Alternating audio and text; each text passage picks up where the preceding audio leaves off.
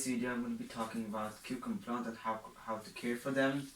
As you can see, I have here 8 cucumber plants and one outside and one not just planted yet because I'm just waiting for if that outside performs well, then I will obviously plant that together in the raised bed with the other one outside. Firstly, I'm going to talk about the watering. So you have to water your cucumber plants thoroughly because cucumber plants need a lot of water to produce their fruits. As you know, when you cut a cucumber plant, 80% of it's water, so obviously it needs a lot of water and a lot of fertilizer as well.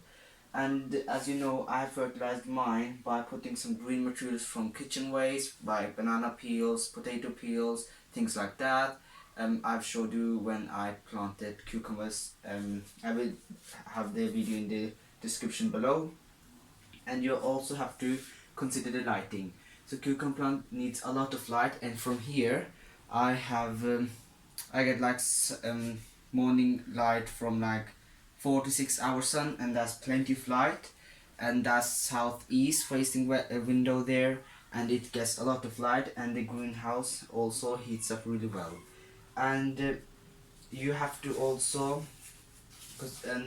consider that the direct sunlight can also scorch the fruits on the cucumber plant. As you can see, these are the small baby fruits, and these can be scorched by the heat and a lot of direct sunlight. So therefore, the big leaves are actually just protecting the smaller cucumber plants or cucumber fruits so that it doesn't get scorched.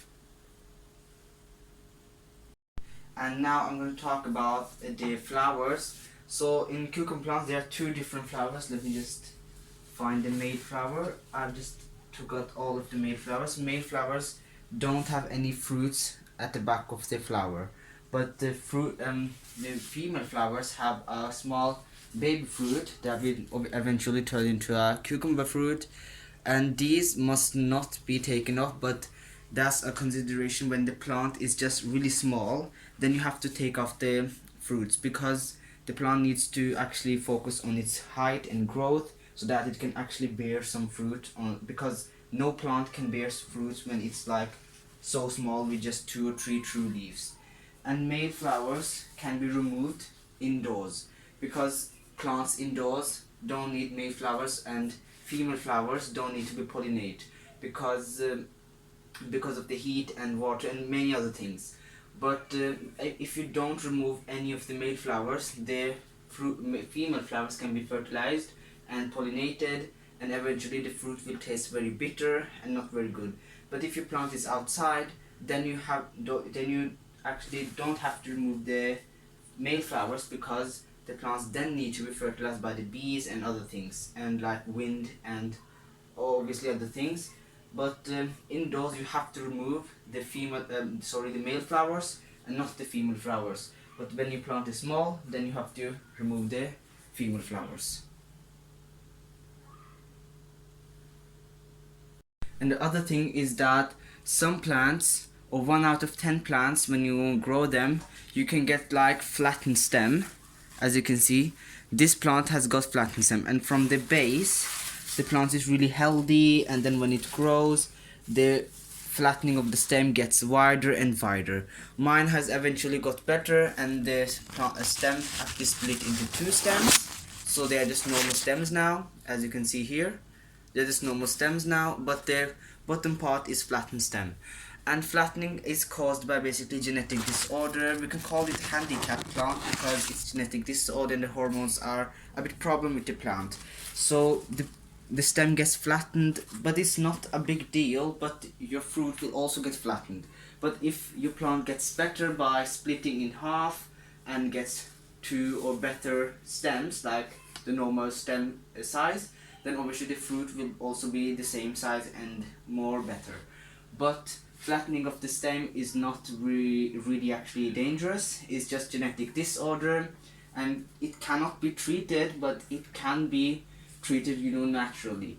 So you have to just wait, and if your plant is not actually being alright after some growth, then you actually have to remove that plant, because eventually you don't want to eat flattened fruit, and that's not good. You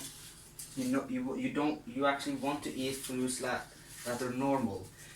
And the second last thing is that your plant or cucumber plants climbs, and the climber actually needs staking system. So I have a small staking system. I didn't know the plant will go and grow really tall like that. I thought it would just grow 50 centimeter tall as it said in the packet bag, but that's I think outside. So if your plant grow really tall, you can have staking system or string or twine here, so that you can just twine your plant here so that it can climb here, and the fruit will obviously hang here. But it's a consideration that you can actually cut it off the plant so that it doesn't grow more, but your crop will also reduce.